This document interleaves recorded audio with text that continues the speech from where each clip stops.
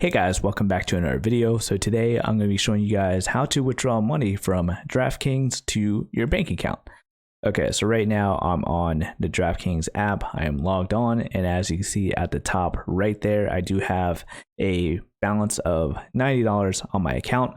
So at the top left, you see that person icon, or if you have a profile picture, that's where it would show up. So I'm going to click on my profile picture / the person icon.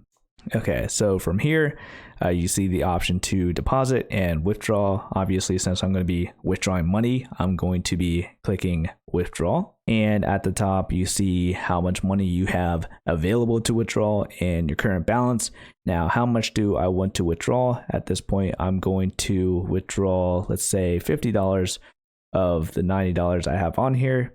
So after I type that in, I'm going to hit continue.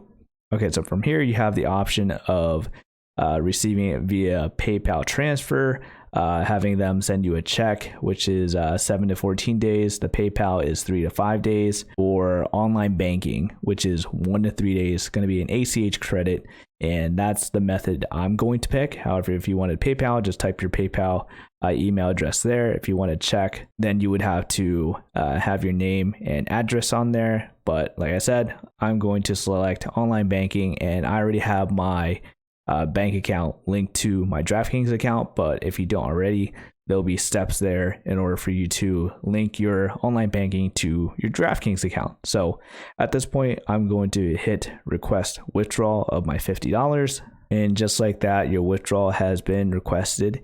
And it tells you the processing time. For me, since I'm doing an online bank transfer, it's going to be 1 to 3 days. So if you guys have any other questions, feel free to leave it in the comment section below. If this video helped you out, be sure to hit that like button. I'll see you guys later.